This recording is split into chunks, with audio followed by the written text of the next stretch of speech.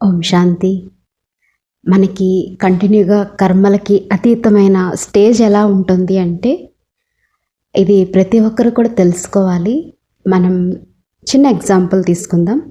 బాండీలో హల్వా తయారు చేస్తున్నాం. హల్వా తయారు చేస్తూ ఉన్నప్పుడు ఏమవుతుంది అంటే, అతుక్కుంటూ ఉంటే కొంచెం కొంచెం నెయ్యి పోస్తూ ఉంటే మళ్ళీ డిటాచ్ అవుతూ ఉంటుంది. మళ్ళీ పోస్తూ ఉంటే మళ్ళీ డిటాచ్ అవుతూ ఉంటుంది. అంటే అతుక్కుంటూ ఉంటుంది, అటాచ్ డిటాచ్.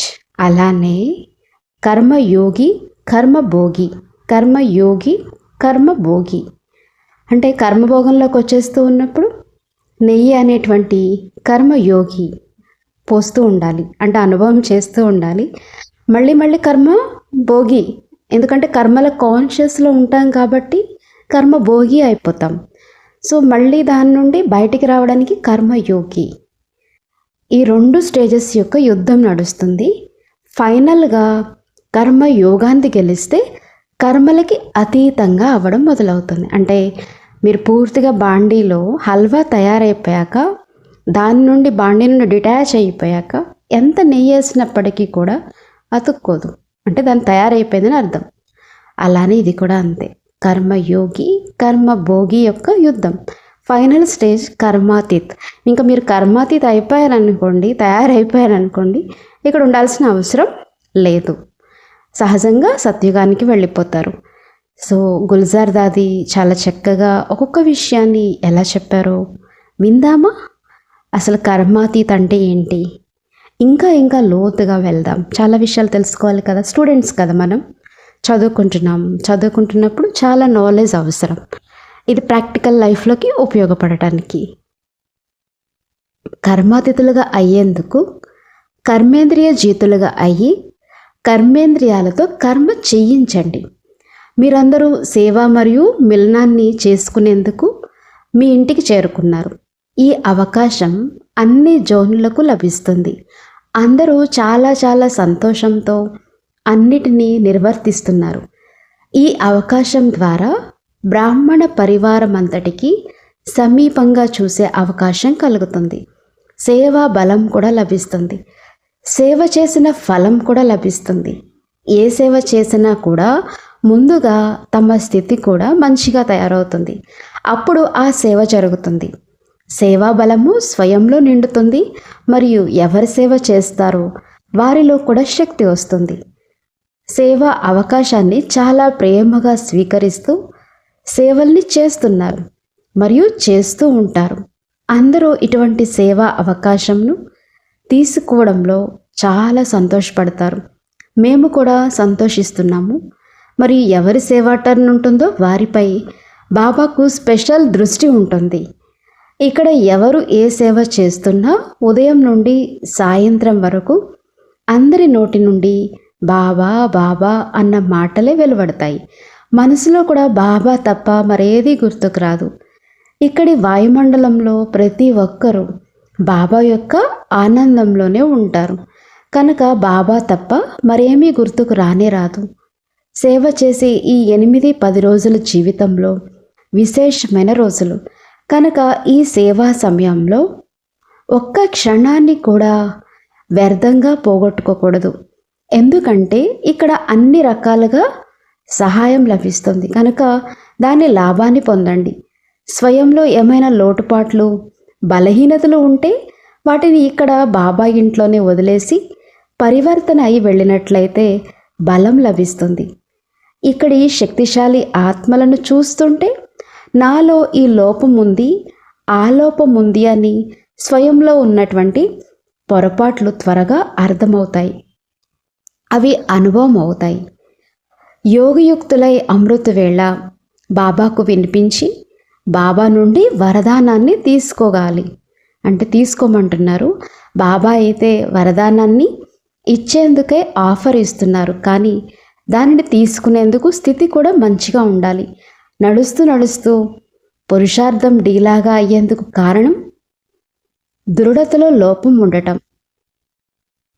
దృఢత అంటే చేయాల్సిందే అని అనుకుని చెయ్యటం. ఎక్కడ ఎంత దృఢత ఉంటుందో అక్కడ అంత సఫలత ఉండనే ఉంటుంది. ఎవరు ఎలా ఉన్నా ఏం జరిగినా కూడా ప్రతి ఒక్కరి పట్ల దయాహృదయులుగా అయి శుభ భావన శుభ కామనలను పెట్టుకుంటూ అందరినీ బాబాకు సమీపంగా తీసుకురావాలి.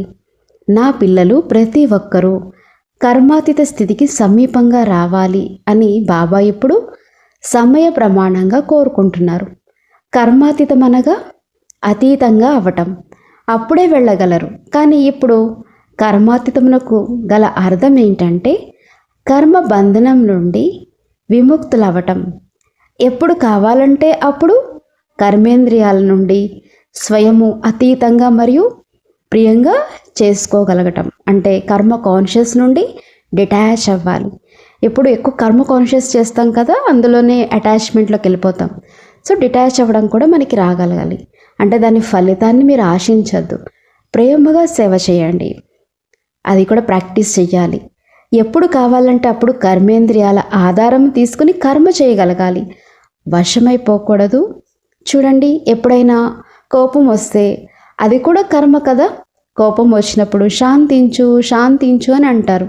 ఆ కోపం తన వైపుకు ఎంతగా లాగుతుందంటే బంధనం నుండి విముక్తులు అవ్వలేకపోతారు.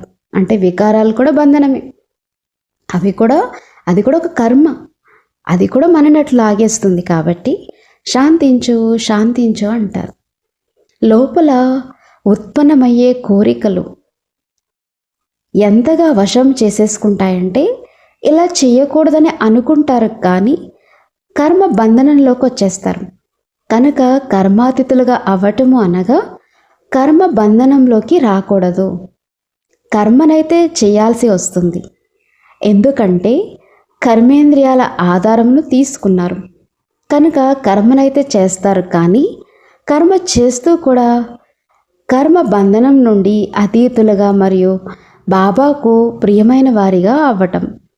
మరి మనందరం కర్మాతీతులుగా అయ్యే పురుషార్థంలో ఉన్నాము. ఏ కర్మ చేసినా కానీ యజమానిగా అయ్యి కర్మ చేయాలి, ఎందుకంటే కర్మేంద్రియాలు నావి కదా. కనుక ఏవైతే నావో వాటికి నేను యజమానిని, కనుకనే నావి అని అంటాము. కనుక ఏ కర్మేంద్రియాన్మైనా కర్మ కొరకు లభించి ఉంది, కానీ అది కర్మ బంధనంలోకి తీసుకురాకూడదు. అటువంటి కర్మాతీతులుగా ఇప్పుడు మనం అవ్వగలము. కానీ కర్మ చేసేందుకు ముందు దానికి ఆధారము మనలో వచ్చే సంకల్పం. ఇది చెయ్యి, ఇది చెయ్యొద్దు అన్న సంకల్పం వస్తుంది. సంకల్పాలను ఎవరు ఉత్పన్నం చేస్తారు? మనసులోనే సంకల్పాలు ఉత్పన్నమవుతాయి. కనుక కర్మాతీతులుగా అయ్యేందుకు మనము మనజీతులుగా కూడా అవ్వాల్సి ఉంటుంది. ఎందుకంటే మనసు నాది కదా. నేను మనసుని అని ఎప్పుడు పొరపాటున కూడా అనం. నేను మనసుని అని పొరపాటున కూడా అనం. ఈరోజు నా మనసు కాస్త ఉదాసీనంగా ఉంది, లేక నా మనసు చాలా సంతోషంగా ఉంది అనే అంటాం. నేను ఎప్పుడు కూడా మనసుని అని అయితే ఈరోజు ఉదాసీనంగా ఉన్నాను అని ఎవరైనా పొరపాటున అన్నా కానీ అందరూ నవ్వుతారు. కనుక మనసు నాది. ఒకవేళ మనసు నాదైనట్లయితే నేను ఏ సంకల్పం చేయాలనుకుంటాను దానినే చేయగలను. అంతేకాని ఏదంటే అది ఆ కోరిక కలగటం మరియు దాని వశంలో నేను ఉండిపోవడం, మరి ఇది కర్మాతీత స్థితి కాదు. కర్మ బంధనంలోకి వచ్చేస్తారు కదా. యజమాని అయితే నేను కదా, కనుక ఎటువంటి కర్మ బంధనంలోకి రాకూడదు, అనగా కర్మాతీతం. ఫైనల్గా కర్మ అతీతంగా అయిపోయి మనం మన రాజ్యంలోకి వెళ్ళిపోతాం. ఇప్పుడు కర్మేంద్రియాల ఆధారంలో ఉండాలి. ఉంటూ కూడా కర్మాతీత స్థితిని అనుభవం చేసినట్లయితే ఎటువంటి కర్మ బంధనంలోకి రారు. ఇందుకొరకు మనము మనజీతులుగా అవ్వాలి. ఏ సంకల్పాన్ని చెయ్యాలని కోరుకుంటే దానినే చేయగలగాలి. చెడు సంకల్పం అనగా ఏదైతే అయథార్థమైనదో లేక వ్యర్థమైనదో ఆ వ్యర్థం సమాప్తమైందా? ఇలా చేసినట్లయితే వ్యర్థంగా పోయే సమయం కూడా మిగులుతుంది. ఇలా చేసినట్లయితే వ్యర్థంగా పోయే సమయం కూడా మిగులుతుంది. కనుక కర్మాతీతులుగా అయ్యేందుకు ఈ సమయంలో సంగమ యుగంలో మంజీతులుగా కూడా అవ్వాల్సి ఉంది. ఎందుకంటే మనసులోనే సంకల్పాలు కలుగుతాయి. మంజీతులుగా అయ్యేందుకు ఆత్మనైన నేను యజమానిని. ఈ శరీరానికి ప్రతి కర్మేంద్రియానికి యజమానిని నేను. ఎలా అయితే చేతిని ఎప్పుడు కావాలంటే అప్పుడు మడవటము కదిలించటము చేయగలరో అలా మనసు కూడా నా వశంలోకి రావాలి. ఎప్పుడు కావాలంటే అప్పుడు, ఏ సంకల్పం కావాలంటే ఆ సంకల్పం చేయగలగాలి.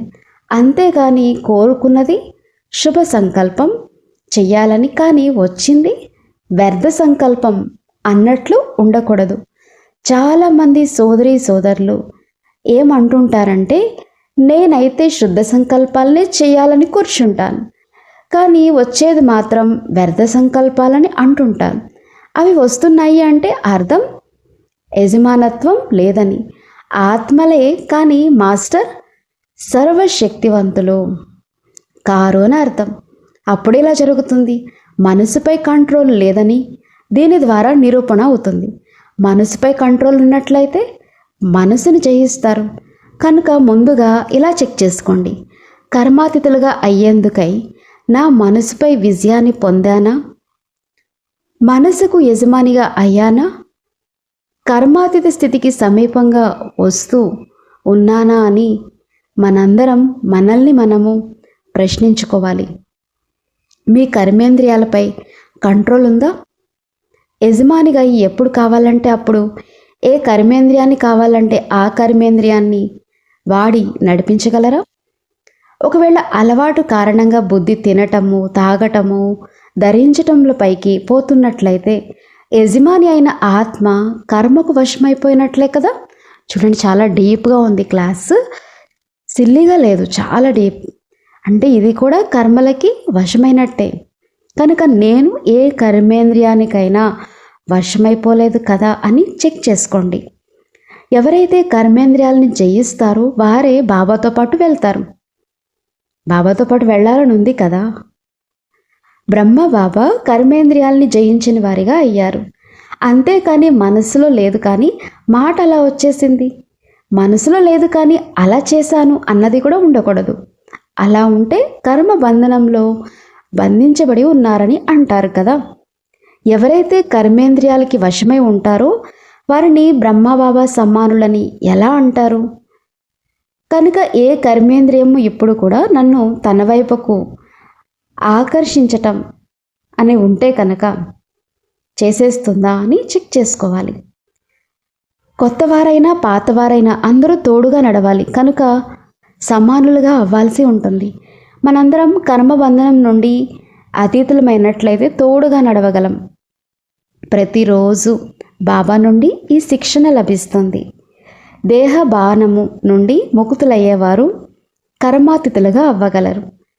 దేహ బాణం అనగా నేను శరీరంను అన్న ఫీలింగ్ ఉండటం, మరియు దేహ బాణము అనగా ఏదో ఒక విశేషత కారణంగా అహంకారం రావటం.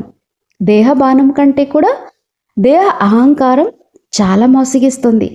కనుక దేహ అభిమానంను పెట్టుకోకూడదు. దేహ బాణం నుండి దూరంగా ఉండాలని బాబా అంటారు. నేను ఆత్మను, నేను శరీరాన్ని కాను అని అనుకోవడం అంటే దేహ బాణం నుండి దూరంగా ఉండటం. ఏ కర్మేంద్రియం కూడా నన్ను దాని వైపుకు లాగకూడదు. అప్పుడే మనము కర్మాతీతులుగా అయ్యి బాబాతోటి వెళ్తాం. మరైతే అందుకు రెడీనా? ఇంతే ఆత్మపాఠం ఏదైతే ఉందో దానిని మధ్య మధ్యలో గుర్తు తెచ్చుకోవటం మరియు చెకింగ్ చేసుకోవాలి. కర్మల్లో ఆత్మ బాణంను మర్చిపోతుంది, అనగా కర్మ తన వైపుకి లాగుతుంది. కనుక మేము కర్మాతీతులుగా అవ్వాలి అని ఇప్పుడు ఇక్కడి నుండే ఈ అభ్యాసం చేసి వెళ్ళండి. మరియు సర్వశక్తివంతుని శక్తుల్ని కానుకగా తీసుకుని పోండి. బాబా అయితే ఇస్తున్నారు కనుక తీసుకోండి. పిల్లలు బాబా సమానంగా అవ్వండి అని అంటుంటారు. మీ స్థానాలకు వెళ్ళి మళ్ళీ అదైపోయింది ఇదైపోయింది అని అనకూడదు. మేరా బాబా మేరా బాబా అని అంటూ ఉన్నట్లయితే మన వస్తువుని ఎప్పుడు మర్చిపోం కదా. నాది అన్నది ఎప్పుడు వదిలిపోదు. ఆ మేరా అన్నది దాన్ని పూర్తిగా వదిలేసి వెళ్ళాలి. సగం సగం వదలద్దు, వదిలేస్తే పూర్తిగా వదిలేయాలి. ఈ విషయంలో ధైర్యం పిల్లలది, సహాయం బాబాది. బాబా ఈ రోజు నుండి నేను దీన్ని వదిలేస్తాను అని మనస్ఫూర్తిగా దృఢ సంకల్పం చేసినట్లయితే బాబా మీకు అదనంగా సహాయం చేస్తారు. బాబా ఇస్తున్నారు కానీ తీసుకునేవారు తీసుకోవాలి. దృఢత సఫలతకు తాళ్లపు చెవి. ఎల్లప్పుడూ దృఢత్వం తోడుగా ఉండాలి. అందుకొరకు పదే పదే స్వయాన్ని చెక్ చేసుకోండి. ఎందుకంటే దృఢత్వం బలహీనమైనప్పుడే ఏ సంకల్పం అంటే ఆ సంకల్పం వస్తుంటుంది. ఆ సంకల్పాన్ని వెంటనే కట్ చేసి పొందాల్సిందేదో పొందేశాను అన్న పాటను పాడండి. బాబా, మీరు దేన్నైతే కోరుకుంటున్నారో దాన్ని మేము తప్పకుండా చేస్తామని బాబా ముందు ఇప్పుడు ఈ దృశ్యాన్ని చూపించాలి. అందరూ కర్మాతిథులుగా అవ్వాల్సిందే. ఏ కర్మేంద్రియానికి వశమైపోకూడదు. అప్పుడు ముఖము ఎప్పుడు ముడుచుకుపోదు. సంతోషకరమైన వికసించిన పుష్పంలాగా సదా సంతోషంగా కనిపిస్తారు. ఎందుకంటే పరమాత్మ లభించారు. ఇదేమన్నా మామూలు విషయమా? ప్రపంచంలో పాపం పరమాత్మను కలిసేందుకు ఏదేదో చేస్తున్నారు, కానీ వారు వచ్చి మన తండ్రిగా అయ్యారు అంటే మరి మనము ఎంత అదృష్టవంతులమయ్యాం. మంచిది. సంవత్సరంలో ఒకసారి ఇటువంటి విశాలమైన సభలో అందరూ కలుస్తుంటారు.